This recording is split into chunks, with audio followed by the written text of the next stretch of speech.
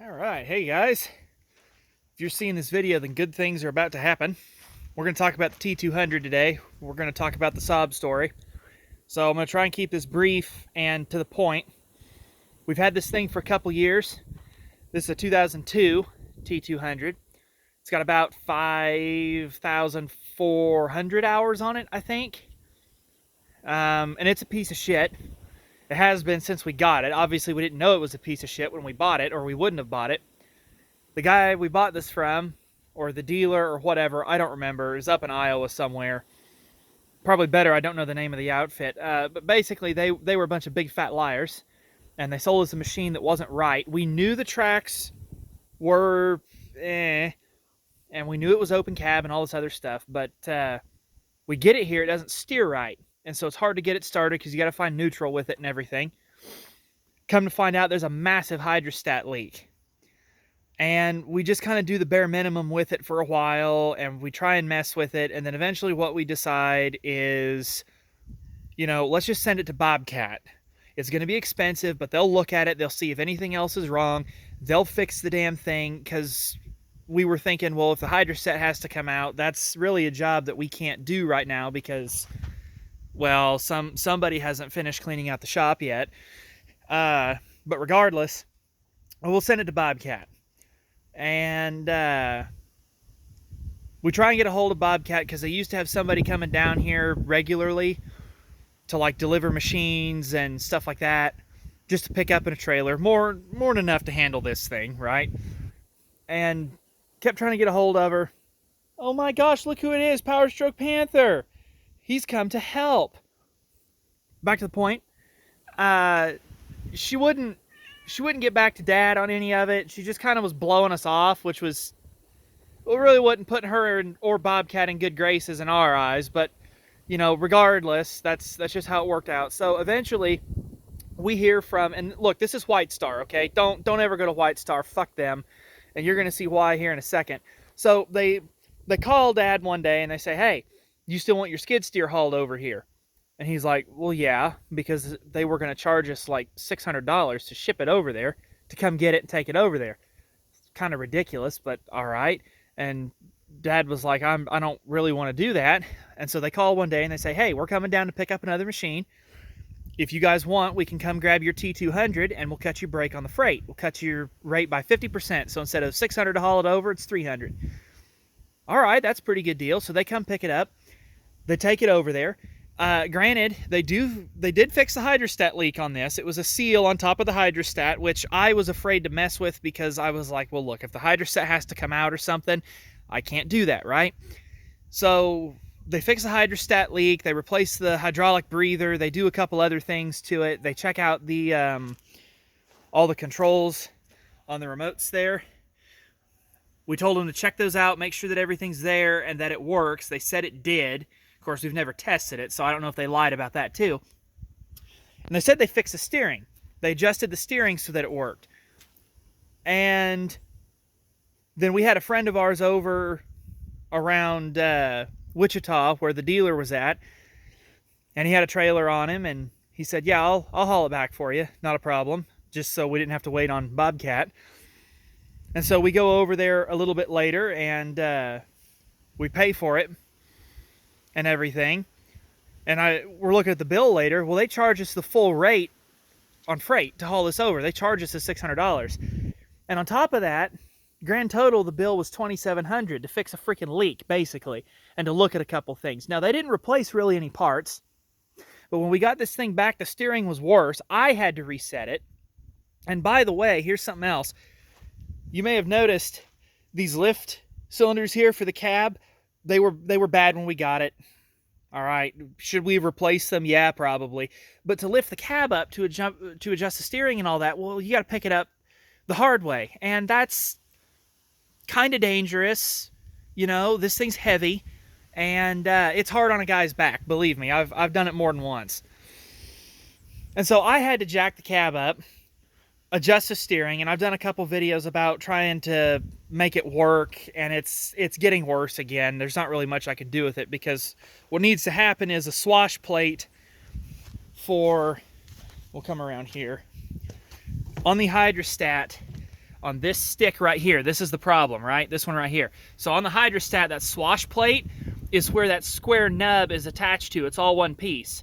And so the pintle lever and the straight bars that attach to the steering lever here, well, all that connects and turns on that square knob, which turns the swash plate, which makes the hydrostat do hydrostat stuff.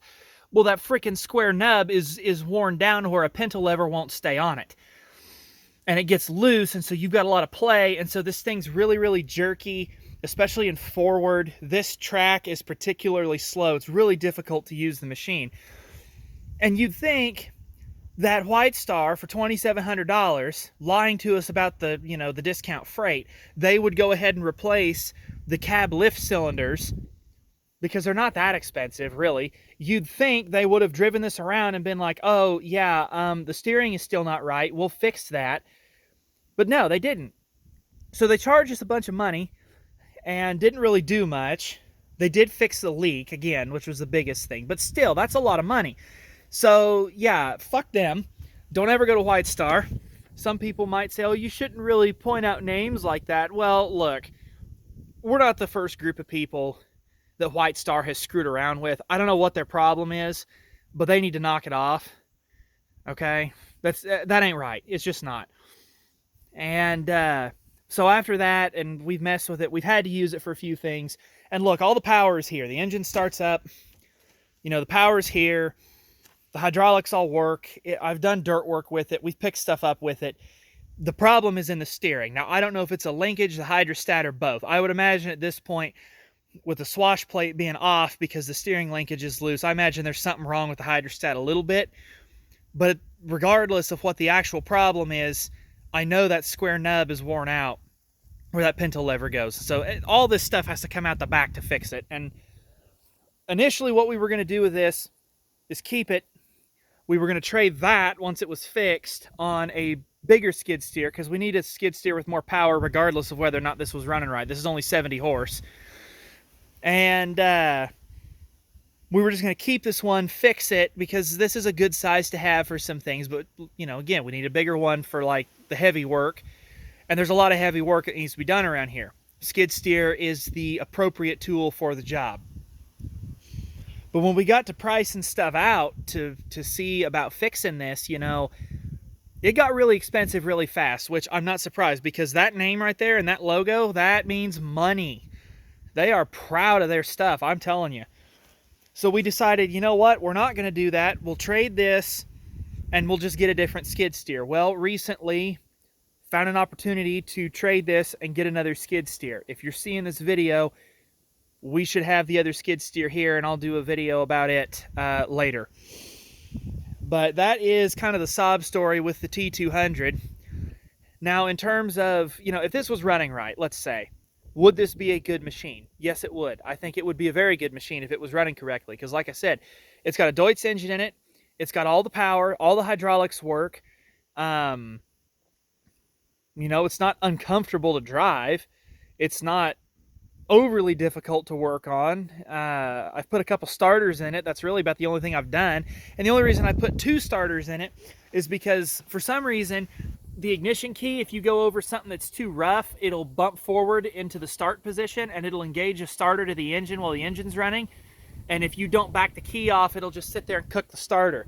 And a couple times when it was making that noise, I thought it was a belt slipping, so I ignored it.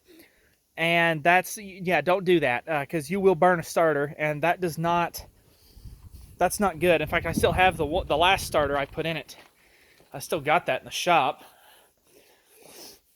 It's right here. When this thing, now it doesn't smell quite so bad now, but when this thing first went out, oh my gosh, the smell of burned starter was rough.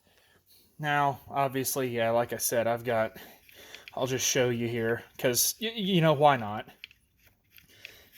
If I can get the bolts out, good grief, somebody ran them in there all the way. Did I put this one in? All right, well, while I'm pulling these apart to show you a burned starter, I was going to do a video about this at the time, but it didn't work out very well. Like I said, other than that, I haven't done much to it, although I noticed it's got a leaky injector or something, because it smokes like a chimney now. So, yeah, it burned stuff in here, melted the insulation off, which was bad. It melted a couple of the commutator pins back here on the, I don't remember if it's a stator or the rotor. Somebody will tell me. You guys can figure it out. You're smart. And oh man, it still smells. Okay, we're gonna step out of the shop for a minute. So yes, we have worked out. We've got a bigger skid steer. It's gonna be a surprise what brand and model it is, but it is bigger. It's 90, 95, 96 horsepower.